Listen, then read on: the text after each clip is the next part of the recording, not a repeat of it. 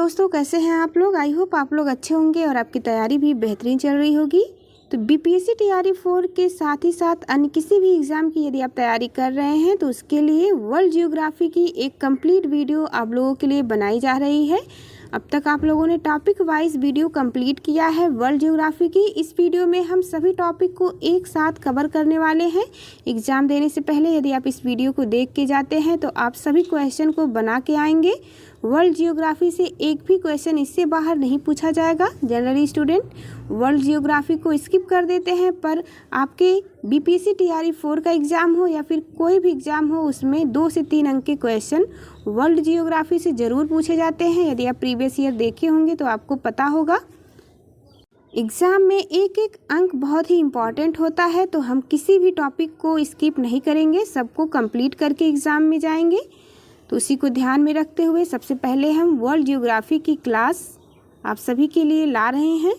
Channel पर आप नए हो तो चैनल को ज़रूर सब्सक्राइब करें ताकि आने वाले सभी वीडियो का आपको नोटिफिकेशन मिलता रहे। इसी तरह सभी सब्जेक्ट का आपको कंप्लीट टॉपिक का वीडियो मिल जाएगा। तो स्टार्ट करते हैं हमारी फर्स्ट टॉपिक, ब्रह्मांड और सौरमंडल।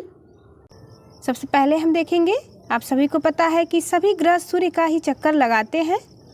यहाँ पर सूर्य से बढ़ती हुई दूरी के आधार पर ग्रहों को दिया गया है सौरमंडल व ग्रह, जिसमें कि आंतरिक ग्रह और बाह्य ग्रह में बांटा गया है 8 ग्रहों को।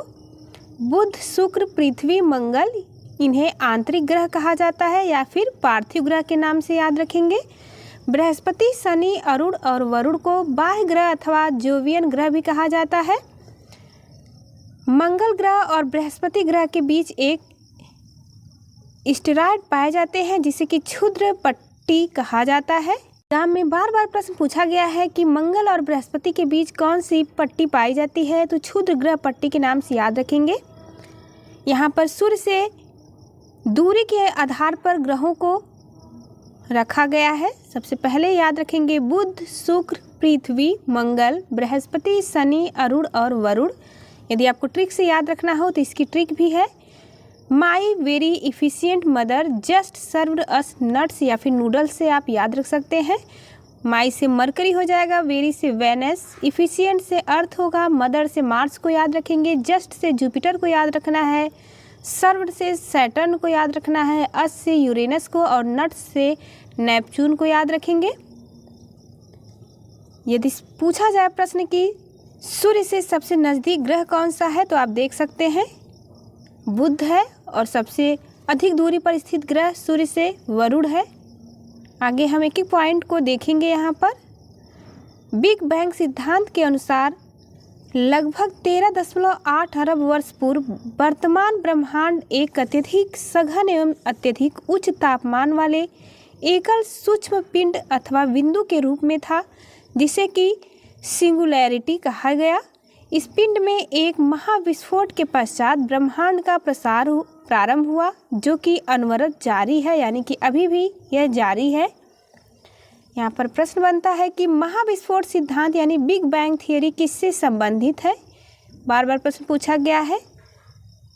ब्रह्मांड की उत्पत्ति से संबंधित है महाविस्फोट सिद्धांत यानी big bang theory.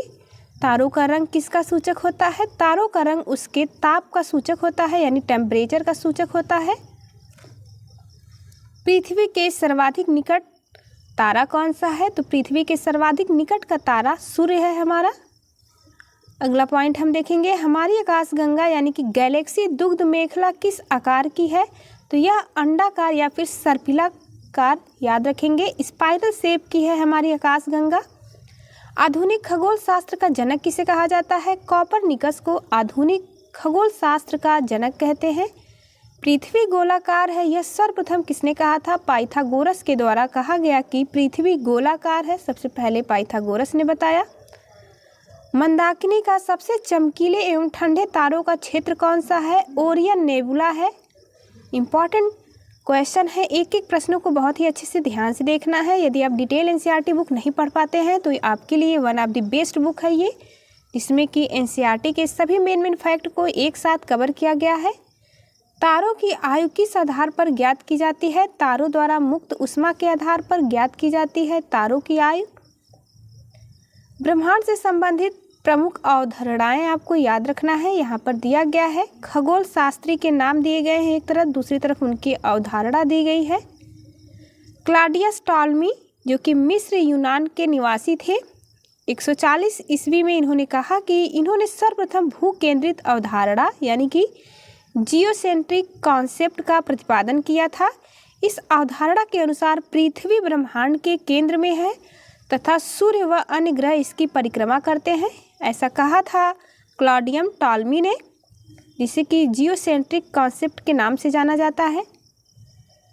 Nicholas Copernicus जो कि पोलैंड के निवासी हैं, 1543 में इन्होंने अपनी पुस्तक कॉमेंटेरियोलस में सूर्य केंद्रित अवधारणा के अंतर्गत बताया कि ब्रह्मांड के केंद्र में पृथ्वी नहीं अपितु सूर्य है, जो कि होलियोसेंट्रिक कॉन्सेप्ट के नाम से जाना जाता है। इम्पॉर्टेंट है, जियोसेंट्रिक कॉन्सेप्ट और होलियोसेंट्रिक कॉन्सेप्ट अलग अलग एग्जाम में बार बार पूछा गया है। महाविस्फोट सिद्धांत यानी बिग बैंग थियरी का प्रतिपादन किसने किया? तो याद रखेंगे जॉर्ज लेमेतियर के द्वारा किया गया था बिग बैंग थियरी का प्रतिपादन। अगला पॉइंट यहाँ पर है, सूर्य से संबंधित कुछ विशिष्ट तथ्य यहाँ पर दिए गए हैं जो कि आपके एग्जाम में इससे बार बार प्रश्न बनते हैं। यदि आप इसे अच्छे से देख लेते हैं तो इससे बाहर एक भी प्रश्न आपके एग्जाम में नहीं पूछा जाएगा। एक कंप्लीट टॉपिक होगी आपकी। पृथ्वी से न्यूनतम दूरी सूर्य की है 14.70 करोड़ किलोमीटर की। पृथ्वी से अधिकतम दूरी है 15.21 करोड़ किलोमीटर। पृथ्वी से औसत दूरी यदि पूछा जाए तो आंसर याद रखेंगे 14.96 करोड़ किलोमीटर है पृथ्वी से औसत दूरी सूर्य की। सूर्य का व्यास कितना है? तो याद रखेंगे 13,92,000 किलोमीटर है सूर्य का व्यास। आयतन पूछा जाए तो पृथ्वी से 13 लाख गुना अधिक है सूर्य का आयतन। यदि सूर्य का द्रव्यमान पूछा जाए तो पृथ्वी से 3,32,000 गुना अधिक है। तली गुरुत्व है सूर्य का पृथ्वी से 28 गुना। केंद्रीय घनत्व यदि पूछा जाए तो 150 ग्राम प्रति घन सेमी होता है सूर्य का केंद्रीय घनत्व। रासायनिक संगठन है सूर्य का, मोस्ट इम्पॉर्टेंट लगाएंगे, हाइड्रोजन पाया जाता है 71%, हीलियम 26.5% एवं अन्य तत्व पाए जाते हैं 2.5%। फोटोस्फीयर ताप यानी कि सतह का ताप कितना होता है? तो लगभग 6000 डिग्री सेल्सियस है सूर्य का फोटोस्फीयर टेम्परेचर। केंद्र का ताप कितना है सूर्य के? तो 15 मिलियन डिग्री सेल्सियस केंद्र का टेम्परेचर है सूर्य का। सूर्य के धब्बों का ताप कितना है? तो 1500 डिग्री सेल्सियस सूर्य के धब्बों का टेम्परेचर है। ऊर्जा उत्सर्जन 10⁻26 जूल प्रति सेकेंड होता है ऊर्जा उत्सर्जन सूर्य का। केंद्रीय दबाव पूछा जाए सूर्य का कितना है? तो 1 अरब एटमॉस्फेयर है। अक्ष पर घूर्णन अवधि कितनी होती है सूर्य की? तो 25.38 डेज होती है, मध्य रेखा के सापेक्ष बताया गया है। यदि ध्रुव रेखा के सापेक्ष पूछा जाए तो 35 दिन होता है। सूर्य की आयु कितने वर्ष की है? तो लगभग 5 बिलियन वर्ष सूर्य की आयु है। सामान्य तारे का संभावित जीवन काल कितना होता है? 10 मिलियन वर्ष लगभग माना गया है सामान्य तारे का संभावित जीवन काल। सूर्य के प्रकाश की गति कितनी है? मोस्ट इम्पॉर्टेंट है, बार बार एग्जाम में पूछा गया है। तो सूर्य के प्रकाश की गति है 3 × 10⁸ मीटर पर सेकेंड यानी कि 3 लाख किलोमीटर पर सेकेंड है। अगला प्रश्न हम देखेंगे, हमारी आकाशगंगा के केंद्र की परिक्रमा करने में सूर्य को कितना समय लगता है? आंसर याद रखेंगे लगभग 25 करोड़ वर्ष लगता है। सूर्य की ऊर्जा किस क्रिया से उत्पन्न होती है? स्टार लगाएंगे इस प्रश्न पर।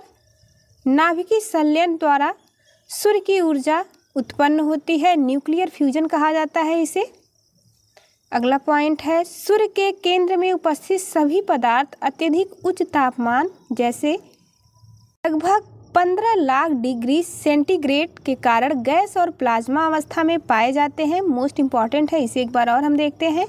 सूर्य के केंद्र में उपस्थित सभी पदार्थ अत्यधिक उच्च तापमान जो कि बताया गया है लगभग 15 लाख डिग्री सेंटीग्रेड के कारण गैस और प्लाज्मा अवस्था में पाए जाते हैं।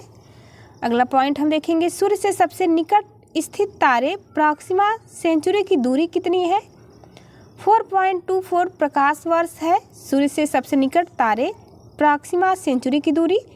पृथ्वी अपने परिक्रमा पथ यानी कि ऑर्बिट में लगभग किस माध्य वेग से सूर्य का चक्कर लगाती है? तो 29.9 किलोमीटर पर सेकेंड के वेग से चक्कर लगाती है। अगला पॉइंट हम देखेंगे, किसी ग्रह का अपने अक्ष पर घूमने की प्रक्रिया को क्या कहा जाता है? तो किसी ग्रह का अपने अक्ष पर घूमने को परिभ्रमण कहते हैं, जिसे रोटेशन कहा जाता है, तथा सूर्य के चारों ओर चक्कर लगाने को परिक्रमण कहा जाता है, जिसे कि रिवोल्यूशन कहते हैं। प्रश्न बार बार एग्जाम में पूछा गया है कि परिभ्रमण और परिक्रमण क्या होता है। तो याद रखेंगे, यदि कोई ग्रह अपने ही अक्ष पर घूमता है तो उसे परिभ्रमण कहते हैं। यदि कोई सूर्य के चारों तरफ ग्रह घूमता है तो उसे परिक्रमण कहलाता है। अगला पॉइंट हमारा है, दिन रात किस कारण होते हैं? तो पृथ्वी के अपने अक्ष पर घूर्णन के कारण होते हैं दिन और रात। ग्रह क्या है? वे अप्रकाशहीन पिंड जिसमें खुद का प्रकाश नहीं होता है, जो सूर्य के प्रकाश से प्रकाशित होते हैं, उसे ग्रह कहा जाता है। मोस्ट इम्पॉर्टेंट है। प्रश्न पूछा जाए कि ग्रह यानी प्लैनेट क्या होते हैं? तो आपको याद रखना है, जिसमें स्वयं का प्रकाश नहीं होता है, जो सूर्य के प्रकाश से प्रकाशित होते हैं, उन्हें ग्रह या प्लैनेट कहा जाता है। पृथ्वी किन ग्रहों के मध्य स्थित है? आंसर याद रखेंगे, पृथ्वी हमारी शुक्र एवं मंगल के बीच में स्थित है। आकाश में कितने तारा मंडल हैं? तो कुल 88 तारा मंडल हैं आकाश में। आकार के अनुसार ग्रहों का अवरोही क्रम यदि पूछा जाए तो याद रखेंगे, यहाँ पर आकार के अनुसार बताया गया है, यानी कि सबसे बड़ा ग्रह बृहस्पति है। नंबर 2 है शनि, अरुण, वरुण, पृथ्वी, शुक्र, मंगल और बुध। यानी आकार के आधार पर पूछा जाए सबसे छोटा ग्रह तो आंसर याद रखेंगे बुध है, और सबसे बड़ा पूछा जाए तो बृहस्पति होगा। आकार एवं द्रव्यमान के अनुसार सबसे बड़ा बृहस्पति एवं सबसे छोटा बुध है। घनत्व के अनुसार ग्रहों का अवरोही क्रम यहाँ पर दिया गया है। यदि घनत्व के अनुसार पूछा जाए तो सबसे बड़ी हमारी पृथ्वी है, फिर है बुध, शुक्र, मंगल, वरुण, बृहस्पति, अरुण और शनि। शनि का घनत्व सबसे कम है और पृथ्वी का घनत्व सबसे अधिक है। आंतरिक या पार्थिव ग्रह कौन कौन से हैं? तो इसमें याद रखेंगे बुध, शुक्र, पृथ्वी और मंगल, इन्हें आंतरिक या पार्थिविक ग्रह कहा जाता है, जिससे कि टेरेस्ट्रियल या अधिवासी ग्रह भी कहते हैं। यदि प्रश्न पूछा जाए बाह्य या बृहस्पति ग्रह किसे कहते हैं, जिसे कि जोवियन ग्रह भी कहा जाता है, तो याद रखेंगे बृहस्पति, शनि, अरुण और वरुण, ये 4 बाह्य ग्रह हैं। सूर्य से दूरी के अनुसार ग्रहों का आरोही क्रम बताना है। तो आरोही क्रम यदि पूछा जाए सूर्य से दूरी के अनुसार तो सबसे नज़दीक ग्रह बुध है, फिर है शुक्र, फिर पृथ्वी, मंगल, बृहस्पति, शनि, अरुण और वरुण। सूर्य की निकटतम ग्रह है बुध और सबसे अधिक दूरी पर स्थित ग्रह है सूर्य से वरुण। सूर्य के परितः परिक्रमण वेग के अनुसार ग्रहों का आरोही क्रम यदि पूछा जाए तो याद रखेंगे, यदि सूर्य के परितः परिक्रमण वेग के अनुसार पूछा जाए तो बुध है, नंबर 2 पर शुक्र, 3rd है पृथ्वी, 4th है मंगल, 5th है बृहस्पति, 6th शनि, 7th अरुण और 8th नंबर पर है वरुण। बुध का परिक्रमण वेग सबसे कम तथा वरुण का वेग सबसे अधिक है, यानी कि सर्वाधिक वेग है वरुण का।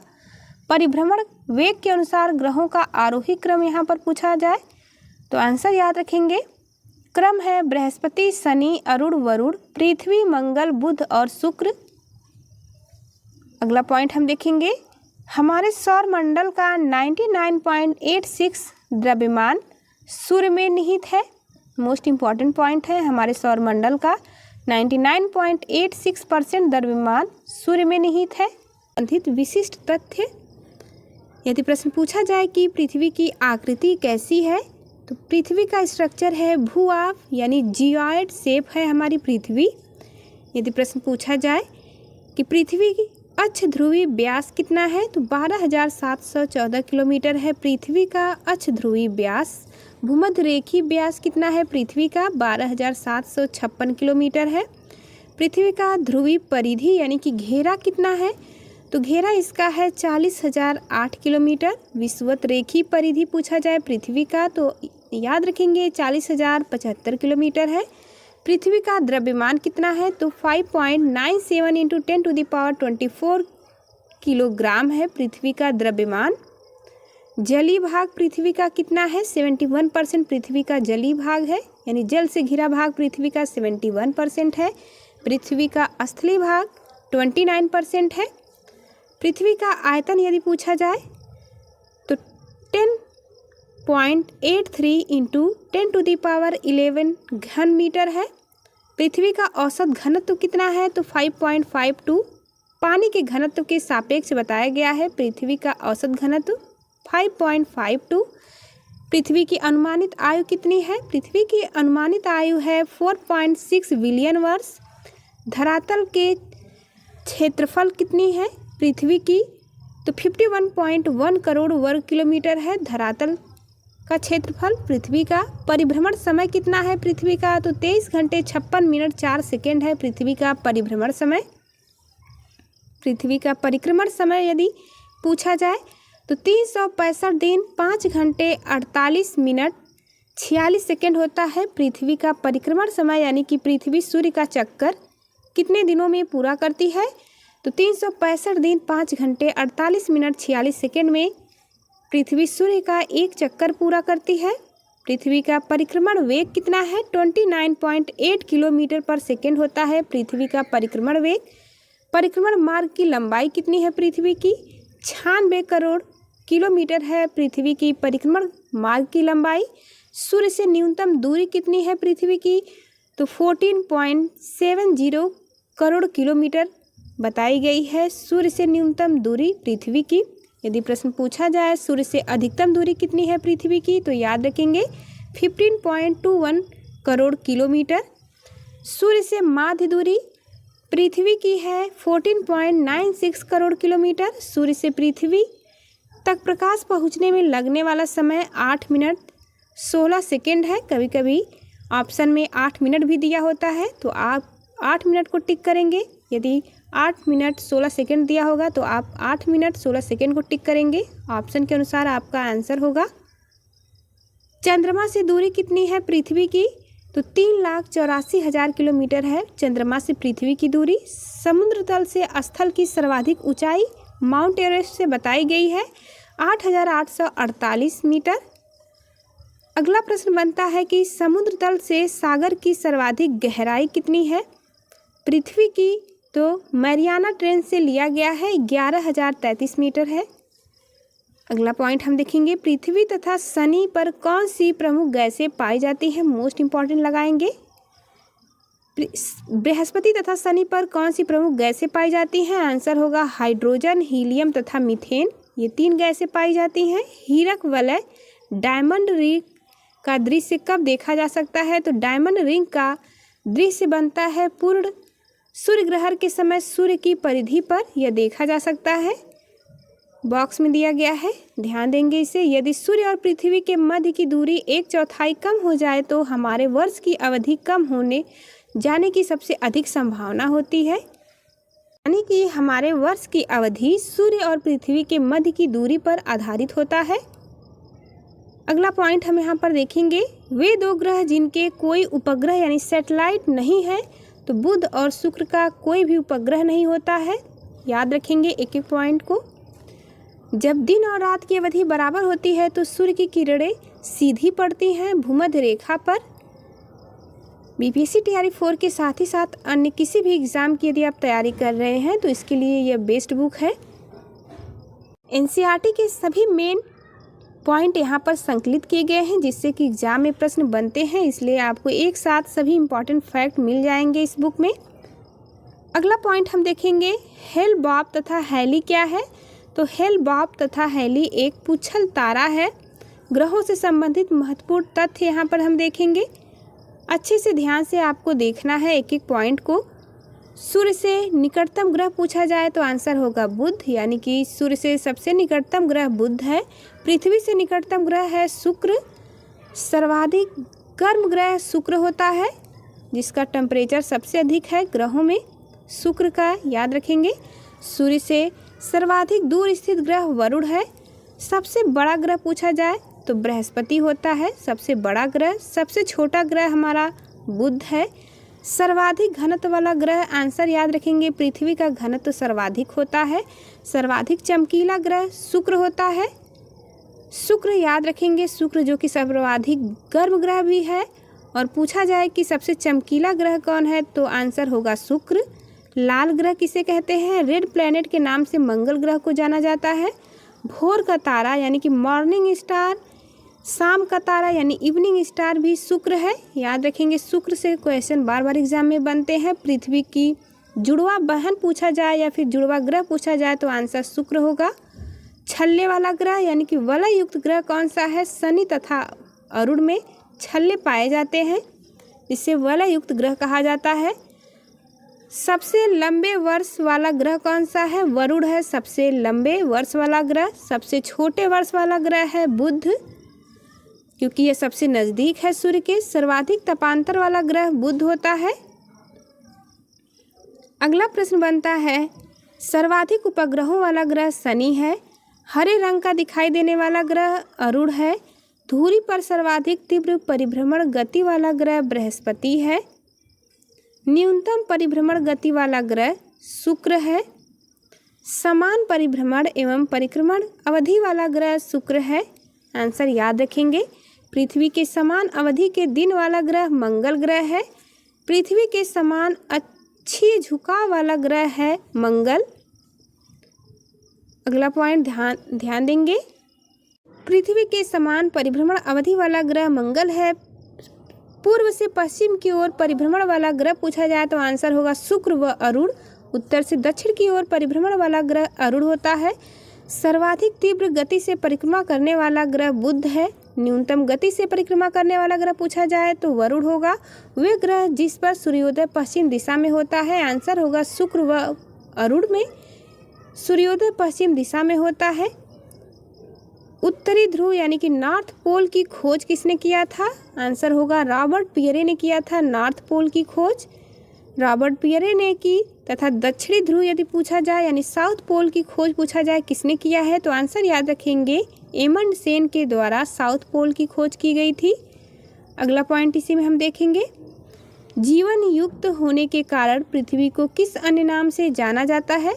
हरित ग्रह यानी कि ग्रीन प्लैनेट के नाम से जाना जाता है पृथ्वी ग्रह को। बृहस्पति का वलय यानी रिंग किस पदार्थ से निर्मित होता है तो सिलिकेट के द्वारा निर्मित होता है बृहस्पति का रिंग। जब एक महीने में 2 पूर्णिमा हो तो दूसरी पूर्णिमा वाले चाँद को क्या कहते हैं? इसे ब्लू मून कहा जाता है। टाइटन किस ग्रह का सबसे बड़ा उपग्रह है? तो टाइटन सबसे बड़ा सैटेलाइट है शनि ग्रह का। अरुण को सूर्य की एक परिक्रमा करने में लगभग कितना समय लगता है? 84 ईयर लगता है अरुण को सूर्य की परिक्रमा पूरा करने में। शनि सूर्य की एक परिक्रमा पूरा करने में लगभग 29.5 वर्ष का समय लेता है। सूर्य का जुड़वा तारा किसे कहते हैं? नेमेसिस को सूर्य का जुड़वा तारा कहा जाता है। किस ग्रह के दिन का मान यानी कि अवधि और उसके अक्ष का झुकाव लगभग पृथ्वी के दिन के मान और झुकाव के समतुल्य हैं? तो आंसर होगा मंगल ग्रह के। 1610 ईस्वी में बृहस्पति के उपग्रहों की खोज किस वैज्ञानिक ने की थी? गैलीलियो के द्वारा किया गया था 1610 में बृहस्पति के उपग्रहों की खोज। वे ग्रह जिनके चारों ओर रिंग पाए जाते हैं यानी वलय पाए जाते हैं, उन ग्रहों का नाम है बृहस्पति, शनि, अरुण और वरुण। सबसे बड़ा और चमकीला क्षुद्र ग्रह एस्टेरॉयड कौन सा है? सेरेस नामक एस्टेरॉयड है, सबसे बड़ा तथा चमकीला भी है। सौर परिवार का दूसरा सबसे बड़ा उपग्रह कौन सा है? टाइटन है सौर परिवार का दूसरा सबसे बड़ा उपग्रह। अगला पॉइंट देखेंगे, पूर्ण सूर्य ग्रह केवल सीमित भूक्षेत्र में ही दिखाई पड़ता है क्योंकि पृथ्वी के अनुप्रस्थ परिच्छेद की तुलना में पृथ्वी पर पड़ने वाला चंद्रमा की छाया का आकार छोटा होता है। सूर्य के प्रकाश मंडल यानी फोटोस्फीयर का तापमान कितना होता है? लगभग 6000 डिग्री सेल्सियस। याद रखेंगे, इम्पॉर्टेंट है एग्जाम के लिए। अगला प्रश्न है कि चंद्र ग्रहण कब होता है? केवल पूर्णिमा को होता है चंद्र ग्रहण। शांति का सागर किस उपग्रह पर स्थित है? चंद्रमा पर उपस्थित है शांति का सागर। फोबोस एवं डिमोस किसके उपग्रह हैं? तो फोबोस और डिमोस मंगल के उपग्रह हैं। बार बार यह रिपीटेशन मोड में क्वेश्चन पूछा गया है एग्जाम में। मंगल पर जीवन की उत्पत्ति के लिए बर्फ छत्र को और हिम शीतित जल की उपस्थिति अवस्था सबसे अनुकूल है। आगे पॉइंट हम देखेंगे। एक एक पॉइंट आपके एग्जाम के लिए बेहद इंपॉर्टेंट होंगे। यदि आप प्रीवियस ईयर देखते होंगे तो आपको अंदाज़ा लग चुका होगा कि ये टॉपिक आपके एग्जाम के लिए बेहद ही महत्वपूर्ण है। चंद्रमा के धरातल पर दो व्यक्ति एक दूसरे की बात क्यों नहीं सुन सकते? तो आंसर होगा चंद्रमा पर वायुमंडल के अभाव के कारण, यानी कि चंद्रमा पर वायुमंडल अनुपस्थित होता है, जिसके कारण दो व्यक्ति एक दूसरे की बात को नहीं सुन सकते हैं, क्योंकि ध्वनि को पहुंचने के लिए वायुमंडल की आवश्यकता होती है, यानी किसी भी माध्यम की ज़रूरत होती है। ध्वनि का संचार माध्यम में ही होता है। साइंस में हम टॉपिक भी पढ़ेंगे ध्वनि को, तो आप अच्छे से टॉपिक को समझ पाएंगे। अगला पॉइंट हम देखेंगे, जब अर्धचंद्र यानी कि हाफ मून होता है तो सूर्य, पृथ्वी तथा चंद्रमा के मध्य का कोण कितना होगा? आंसर याद रखेंगे 90 डिग्री होता है। कृष्ण विवर जिसे कि ब्लैक होल कहा जाता है, अंतरिक्ष में एक पिंड है जो किसी भी प्रकार के विकिरण को बाहर नहीं आने देता है। इसका क्या कारण है? इसका प्रमुख कारण है उच्चतम घनत्व। जब किसी वस्तु को पृथ्वी से चंद्रमा पर ले जाया जाता है तो उसका भार घटकर 1/6 भाग हो जाता है। तारों के नष्ट होने के लिए कौन सी आकाशीय परिघटना उत्तरदायी है? आंसर याद रखेंगे, तारों के नष्ट होने के लिए कृष्ण विवर या फिर कृष्ण छिद्र परिघटना उत्तरदायी होती है। कृष्ण छिद्र सिद्धांत जिसे कि ब्लैक होल थियरी के नाम से जानते हैं, इसे किसने प्रतिपादित किया? एस चंद्रशेखर के द्वारा प्रतिपादित किया गया है ब्लैक होल थियरी को। मोस्ट इम्पॉर्टेंट लगाएंगे इस प्रश्न पर। सबसे चमकीला तारा कौन सा है? साइरस या फिर डॉग स्टार सबसे चमकीला तारा माना गया है। सूर्य ग्रहण कब होता है? सूर्य ग्रहण केवल अमावस्या के दिन होता है, और चंद्र ग्रहण पूछा जाए तो केवल पूर्णिमा के दिन होता है। एक निश्चित आकृति में व्यवस्थित तारों का समूह क्या कहलाता है? नक्षत्र कहलाता है। एक निश्चित आकृति में व्यवस्थित तारों का समूह। ब्रह्मांड में सबसे दूर स्थित तारा कौन सा है? इकारस ब्रह्मांड में सबसे दूर स्थित तारा है। तारों के मध्य दूरी ज्ञात करने की इकाई कौन सी है? आंसर है प्रकाश वर्ष। पृथ्वी के परितः घूमने वाले कृत्रिम उपग्रह से बाहर गिराई गई गेंद पृथ्वी के परितः उपग्रह के समान आवर्तकाल के साथ उसी की कक्षा में घूमती रहेगी।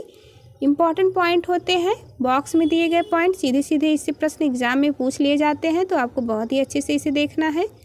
ध्रुव तारा किस तारामंडल की ओर संकेत करते हैं? तो सप्तऋषि तारामंडल की ओर संकेत करता है ध्रुव तारा। मंगल और बृहस्पति की कक्षाओं के मध्य सूर्य की परिक्रमा करने वाले आकाशीय पिंड को क्या कहते हैं? इसे क्षुद्र ग्रह या फिर एस्टेरॉयड कहा जाता है। अगला पॉइंट हम देखेंगे, उल्का को क्या कहा जाता है? उल्का को टूटता हुआ तारा कहते हैं, जिसे याद रखेंगे शूटिंग स्टार कहा जाता है। यहाँ पर बॉक्स में आपको ग्रह उपग्रहों की संख्या, ग्रह और उपग्रहों की संख्या दी गई है। आइए देखते हैं कि किस ग्रह के कितने उपग्रह हैं। तो पृथ्वी का केवल एक उपग्रह है। आपको पता है कि पृथ्वी का एकमात्र उपग्रह चंद्रमा है। मंगल के 2 उपग्रह है, फोबोस और डिमोस, जो कि बार बार एग्जाम में प्रश्न पूछे जाते हैं। बृहस्पति के 79 उपग्रह है। शनि का पूछा जाए तो 82 उपग्रह है। अरुण का 27 उपग्रह है, और वरुण का पूछा जाए तो 14 उपग्रह है, यानी कि सैटेलाइट वरुण के 14 हैं। अगला पॉइंट हम देखेंगे यहाँ पर, वर्ष 1984 में वी गार्डनर, जोसेफ फॉरमैन तथा जे संकलिन द्वारा ओजोन छिद्र की खोज की गई थी। इम्पॉर्टेंट पॉइंट है। अगला पॉइंट हमारा होगा, पृथ्वी की गतियां तथा अक्षांश एवं देशांतर टॉपिक है, जिससे कि एग्जाम में प्रश्न अवश्य ही पूछे जाते हैं और रिपीटिशन मोड में प्रश्न पूछे जाते हैं बार बार। तो आप सभी पॉइंट को बहुत ही अच्छे से ध्यान से देखेंगे ताकि आप एग्ज़ाम में सभी प्रश्नों को आसानी से कर सकें। एनसीईआरटी बुक का मेरे सिलेक्शन में भी काफ़ी योगदान रहा है, कहा जाए तो पूरा योगदान रहा है, इसलिए मैं आप लोगों को भी एनसीईआरटी बुक बार बार पढ़ने के लिए सजेस्ट कर रही हूं। तो आप लोग भी बहुत ही अच्छे से एनसीईआरटी बुक को तैयार कर लीजिए। इसके अलावा आपको और कुछ भी पढ़ने की आवश्यकता नहीं होगी। यदि आप एनसीईआरटी को अच्छे से कवर कर लेते हैं तो स्टार्ट करते हैं आज की टॉपिक को। विषुव यानी कि इक्विनॉक्स को संपूर्ण विश्व में दिन और रात बराबर होते हैं। ये तिथियां कौन सी हैं? तो इक्विनॉक्स यानी कि विषुव की घटना कब होती है जिसमें कि दिन और रात बराबर होते हैं? तो 21 मार्च और 23 सितंबर को विषुव की घटना देखी जाती है जब दिन और रात बराबर होता है। वर्ष भर रात और दिन किस स्थान पर बराबर होते हैं? तो वर्ष भर रात और दिन भूमध्य रेखा यानी कि इक्वेटर पर बराबर होते हैं। कर्क संक्रांति के समय उत्तरी गोलार्ध के किस स्थान पर 12 घंटे का दिन होता है? तो कर्क संक्रांति के समय उत्तरी गोलार्ध पर विषुवत रेखा पर 12 घंटे का दिन होता है। अगला पॉइंट हम यहाँ पर देखेंगे। अगला पॉइंट हमारा है मोस्ट इम्पॉर्टेंट लगाएंगे, पृथ्वी का अपने अक्ष पर झुकाव कोण कितना होता है? तो पृथ्वी का अपने अक्ष यानी एक्सिस पर झुकाव कोण 23.5 डिग्री होता है। उत्तरी गोलार्ध में वर्ष का सबसे छोटा दिन किस तिथि को होता है? ये प्रश्न बार बार एग्जाम में पूछा गया है। उत्तरी गोलार्ध यानी कि नॉर्दर्न हेमिस्फीयर में वर्ष का सबसे छोटा दिन 22 दिसंबर को होता है। उत्तरी गोलार्ध में सबसे बड़ा दिन किस दिन को होता है? तो 21 जून को उत्तरी गोलार्ध में सबसे बड़ा दिन होता है। पृथ्वी का सूर्य के चारों ओर चक्कर लगाना तथा अपने अक्ष पर झुका होना मौसम परिवर्तन का मुख्य कारण माना जाता है। इम्पॉर्टेंट पॉइंट है। दक्षिणी गोलार्ध में सबसे बड़ा दिन कब होता है? तो दक्षिणी गोलार्ध में पूछा जाए तो 22 दिसंबर को सबसे बड़ा दिन होगा। उपसौर और अपसौर किसे कहते हैं? एग्जाम में बार बार पूछा गया है, स्टार लगाएंगे इस प्रश्न पर। उपसौर पृथ्वी जब सूर्य से निकटतम दूरी पर होती है तो इसे उपसौर कहते हैं। ऐसी स्थिति 3 जनवरी को आती है, डेट भी याद रखना है। पृथ्वी जब सूर्य से सबसे निकटतम दूरी पर होती है तो इसे उपसौर कहा जाता है और ये 3 जनवरी को होता है। अपसौर किसे कहते हैं? मोस्ट इम्पॉर्टेंट है, बहुत ही ध्यान से देखना है। पृथ्वी जब सूर्य से अधिकतम दूरी पर होती है तो इसे अपसौर कहते हैं। ऐसी स्थिति 4 जुलाई को होती है। अगला प्रश्न हम देखेंगे, ग्रीष्म अयनांत प्रतिवर्ष किस तिथि को होता है? तो ग्रीष्म अयनांत यह 21 जून को होता है प्रतिवर्ष। दोपहर में आपकी छाया किस तिथि को सबसे छोटी होती है? 21 जून को दोपहर में छाया सबसे छोटी होती है। वार्षिक तापांतर किस अक्षांश पर न्यूनतम होता है? भूमध्य रेखा पर होता है यानी कि 0 डिग्री रेखा पर वार्षिक तापांतर सबसे न्यूनतम होता है।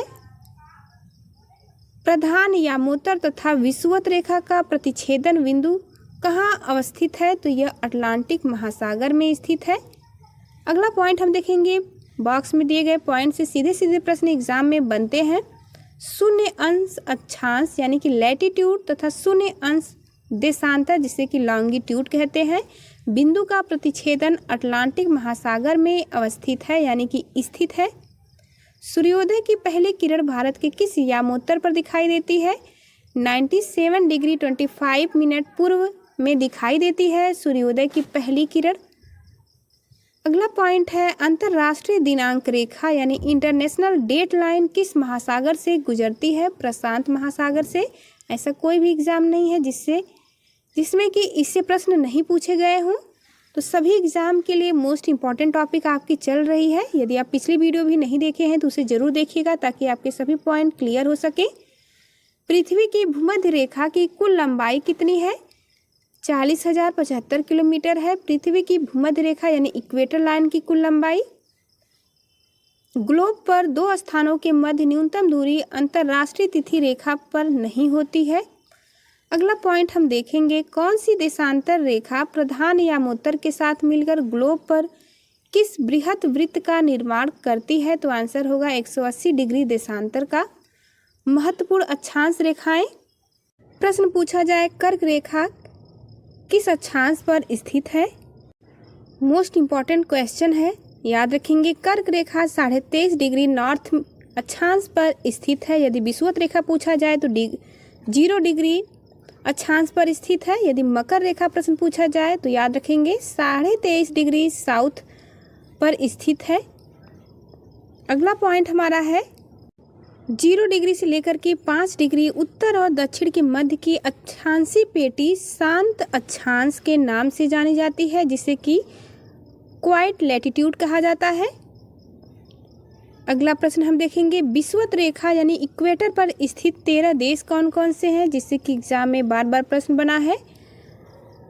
पहला है साओ टॉम और प्रिंसिप, नंबर 2 गैबोन है, नंबर 3 है कांगो गणराज्य, 4 है लोकतांत्रिक गणराज्य Congo, Uganda, Kenya, Somalia, Maldives, Indonesia, Kiribati, Ecuador, Colombia और ब्राज़ील। ये 13 देशों के नाम आपको अच्छे से याद रखना है एग्जाम के लिए। कर्क रेखा यानी ट्रॉपिक ऑफ कैंसर पर स्थित देश कितने हैं, तो 18 देश हैं स्थित कर्क रेखा पर। नंबर 1 याद रखेंगे हवाई द्वीप, नंबर 2 है बहामास, मारितानिया, अल्जीरिया, लीबिया, मिस्र, भारत, म्यांमार, ओमान, मैक्सिको, माली, नाइजर, चाड, सऊदी अरब, संयुक्त अरब अमीरात, बांग्लादेश, चीन और ताइवान। ये 18 देश स्थित हैं। मकर रेखा पर स्थित 12 देशों के नाम यहाँ पर दिए गए हैं, जिन्हें कि अच्छे से याद रखना है। नंबर 1 है Brazil, Paraguay, Argentina, Chile, French Polynesia जो कि फ्रांस में है, बोत्सवाना, ऑस्ट्रेलिया, मेडागास्कर, मोजाम्बिक, दक्षिण अफ्रीका, टोंगा और नामीबिया देश। ये 12 देशों के नाम अच्छे से याद रख रहे हैं एग्जाम के लिए। अंतर्राष्ट्रीय तिथि रेखा के सबसे निकट कौन सा जल डमरू मध्य स्थित है, आंसर होगा बेरिंग जल डमरू मध्य। भूपर्पटी में सर्वाधिक मात्रा में पाया जाने वाला रासायनिक तत्व कौन सा है, आंसर है ऑक्सीजन, जिसका परसेंटेज यदि पूछा जाए तो 46.60% है। अगला पॉइंट है, यदि 2 स्थानों की स्थिति में 90 डिग्री देशांतर का अंतर है तब उनके मध्य कितने घंटे का अंतर होता है, आंसर होगा 6 घंटे का अंतर होता है। नेक्स्ट पॉइंट हम देखेंगे, मिस्र के राजधानी काहिरा का स्थानीय मानक समय ग्रीनविच से 2 घंटा आगे है, तो वह किस देशांतर पर स्थित है, आंसर होगा 30 डिग्री पूर्वी देशांतर। अगला पॉइंट है, अश्व अक्षांश किसे कहते हैं, तो 30 डिग्री से लेकर के 35 डिग्री अक्षांश को अश्व अक्षांश कहा जाता है। इंपॉर्टेंट पॉइंट है एग्जाम के लिए। अगला पॉइंट है, पृथ्वी का आंतरिक भाग क्रोड जिसे कि कोर भी कहा जाता है, निकिल एवं लोहे से मिलकर बना होता है। मोस्ट इम्पॉर्टेंट है, बार बार एग्जाम में पूछा गया है। एनसीईआरटी बुक आपकी एग्ज़ाम के लिए one of the best important book है।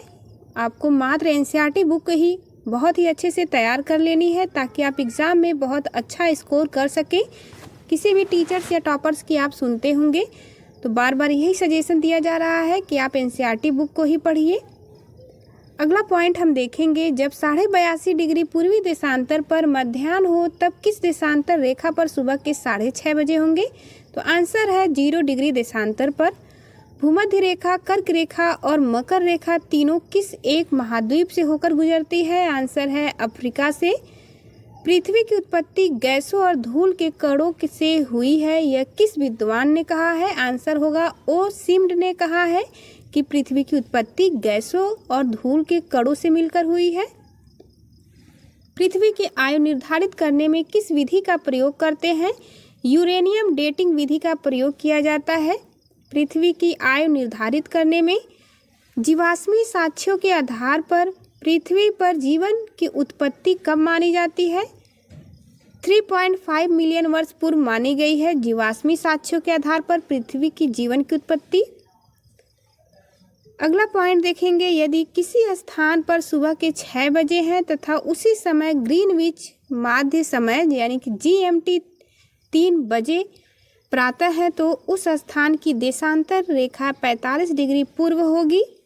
विश्व को कितने समय कटिबंधों में विभाजित किया जाता है, 24 समय कटिबंध में विभाजित किया जाता है। पर उत्तरी गोलार्ध में विषुवत वृत्त से 66.5 डिग्री की कोणीय दूरी पर खींचा गया काल्पनिक वृत्त क्या कहलाता है, आंसर याद रखेंगे आर्कटिक वृत्त कहलाता है, जिसे ट्रॉपिक ऑफ आर्कटिक कहेंगे। विषुवत रेखा सहित कुल अक्षांशों की संख्या कितनी है, 181 होती है विषुवत रेखा सहित कुल अक्षांशों की संख्या, जिसमें कि 90 + 1 + 90 याद रखेंगे। 0 डिग्री देशांतर रेखा द्वारा अंतर्राष्ट्रीय मानक समय यानी IST का निर्धारण किया जाता है। यह देशांतर रेखा निम्नलिखित देशों से होकर गुजरती है, देशों के नाम एग्ज़ाम में पूछे जाते हैं जो कि इम्पॉर्टेंट है। United Kingdom, Spain, Mali, Togo, Antarctica, France, Algeria, Burkina Faso और घाना देश।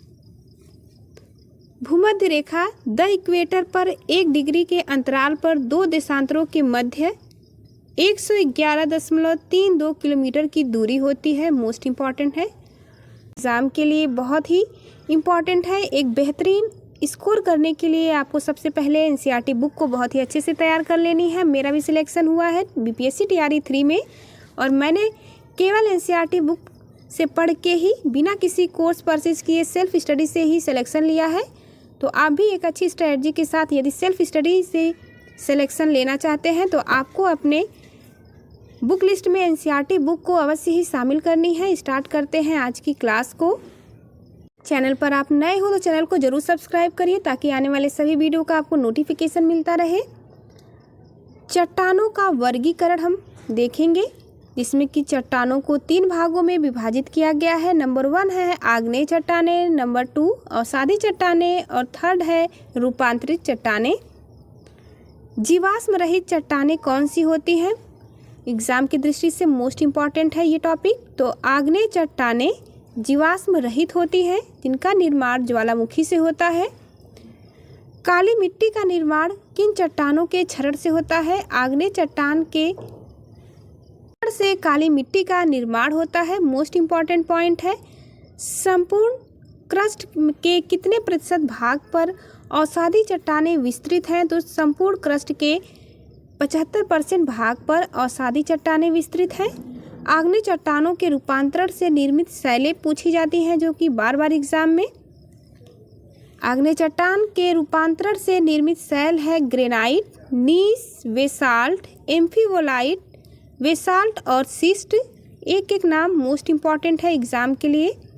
अवसादी चट्टानों के रूपांतरण से निर्मित शैलें शैल, चूना पत्थर व डोलोमाइट, बालुका पत्थर जिसे कि सैंड स्टोन भी कहा जाता है, सैंड स्टोन, लाइम स्टोन और शैल।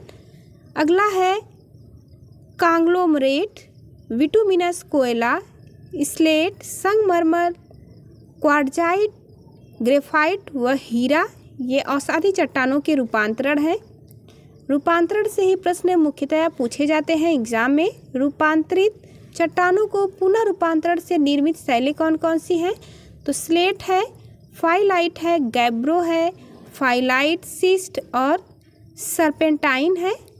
रूपांतरित चट्टानों की उत्पत्ति किन चट्टानों से होती है? तो रूपांतरित यानी कि मेटामॉर्फिक रॉक्स की उत्पत्ति होती है आग्नेय तथा अवसादी दोनों चट्टानों से। संगमरमर किस चट्टान का उदाहरण है? रूपांतरित चट्टान का उदाहरण है। यदि आपके पास पर्याप्त समय न हो डिटेल एनसीईआरटी बुक पढ़ने का तो आपके लिए यह one of the best book होगी, क्योंकि इसमें डिटेल एनसीईआरटी के जो मेन फैक्ट होते हैं एग्ज़ाम की दृष्टि से इम्पॉर्टेंट पॉइंट, उनको एक साथ संकलित किया जाता है। चट्टानों के निर्माण में 8 प्रमुख तत्वों का योगदान है। ये हैं ऑक्सीजन, इसमें कि ऑक्सीजन का परसेंटेज पूछा जाए तो 46.8% है। सिलिकॉन का परसेंटेज पूछा जाए तो 27.72% है।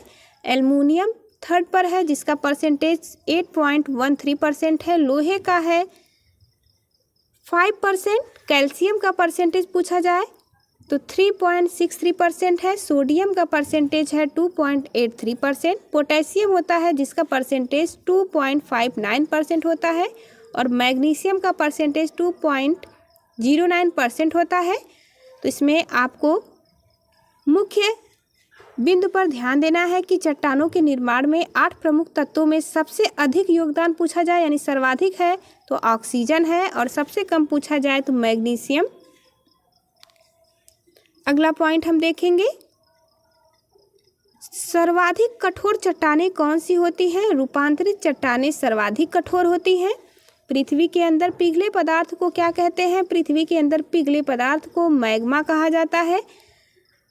पृथ्वी के आंतरिक भाग में लावा के ठोस होने से निर्मित चट्टान को क्या कहते हैं? इसे प्लूटोनिक चट्टानें कहते हैं। पृथ्वी के आंतरिक भाग में लावा के ठोस होने से निर्मित चट्टान को प्लूटोनिक चट्टानें।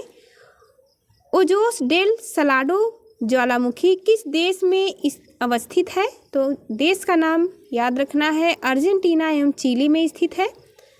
बॉक्स में दिए गए पॉइंट अति महत्वपूर्ण होते हैं क्योंकि सीधे सीधे एग्जाम में इससे प्रश्न बनते हैं। ज्वालामुखी क्रिया में सबसे अधिक जलवाष्प गैस निकलती है। इसके अतिरिक्त कार्बन डाइऑक्साइड जैसे यानी कि CO2, सल्फर डाइऑक्साइड यानी SO2, नाइट्रोजन तथा हाइड्रोजन आदि गैसें निकलती हैं। बार बार इससे एग्जाम में प्रश्न बने हैं, एक बार ध्यान से और देखेंगे। ज्वालामुखी क्रिया में सबसे अधिक जलवाष्प गैस निकलती है। अगला पॉइंट है सक्रियता यानी कि एक्टिविटी के आधार पर ज्वालामुखी के कितने प्रकार हैं?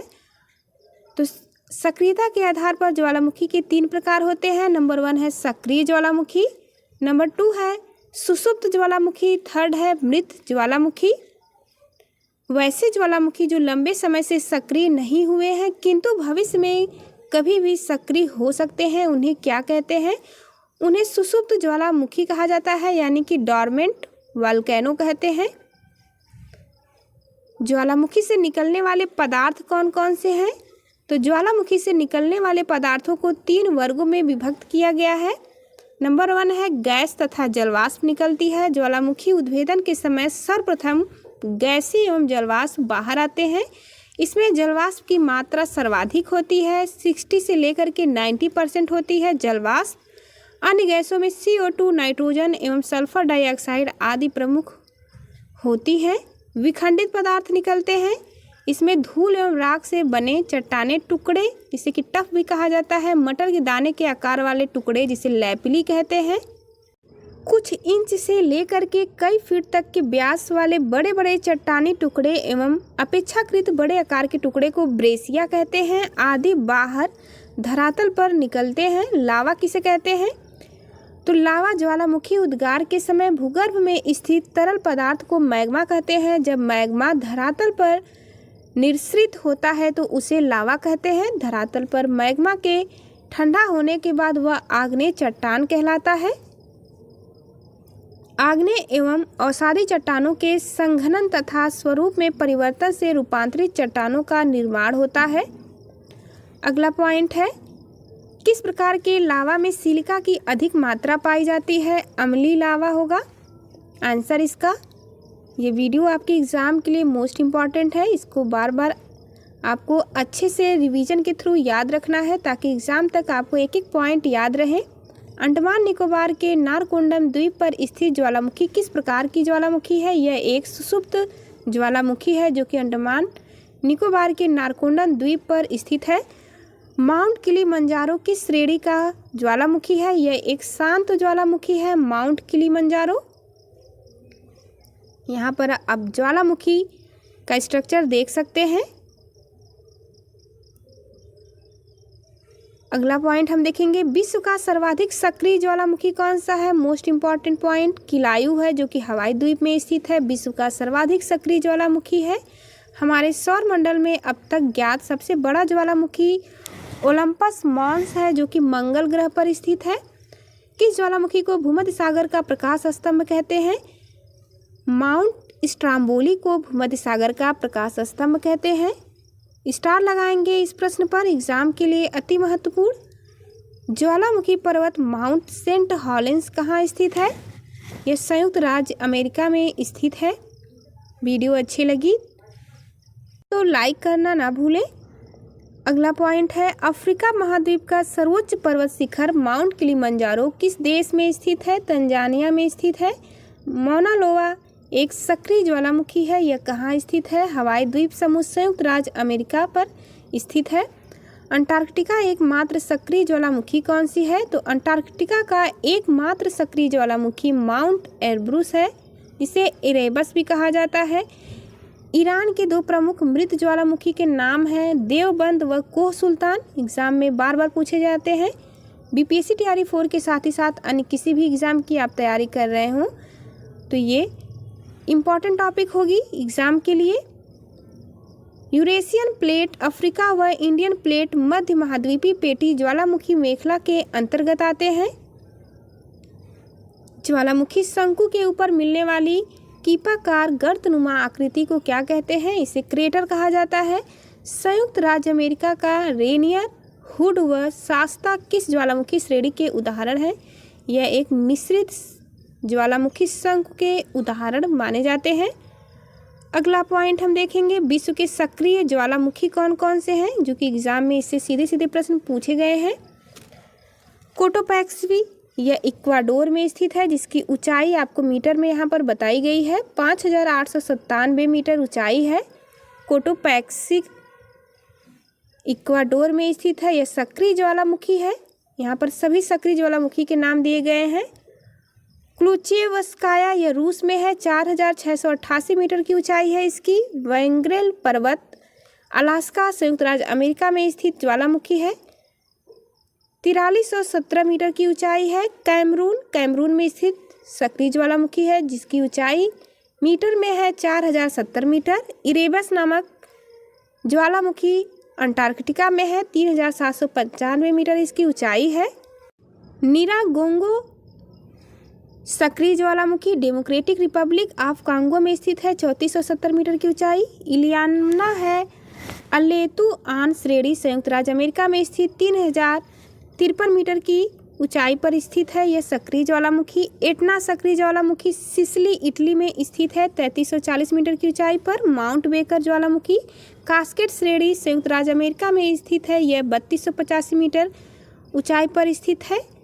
चिल्लन नामक सक्रिय ज्वालामुखी चिली में स्थित है। 3200 मीटर की ऊंचाई पर। माउंट न्यूमुरा गिरा, यह कांगो में स्थित है। 3090 मीटर की ऊंचाई पर। अगला पॉइंट, विल्लारिका सक्रिय ज्वालामुखी जो कि चिली में स्थित है। 2842 मीटर की ऊंचाई पर। माउंट रूहापेहू, यह न्यूजीलैंड में स्थित है। 2797 मीटर की ऊंचाई पर। पोरक नामक ज्वालामुखी मैक्सिको में स्थित है। 2800 मीटर की ऊंचाई पर। आसमा, यह जापान में स्थित है। 2540 मीटर की ऊंचाई पर। सेंट हेलेंस पर्वत, यह संयुक्त राज्य अमेरिका में स्थित सक्रिय ज्वालामुखी है। 2530 मीटर की ऊंचाई पर स्थित। नगाउरोहुए न्यूजीलैंड में स्थित है। 2291 मीटर की ऊंचाई पर स्थित सक्रिय ज्वालामुखी।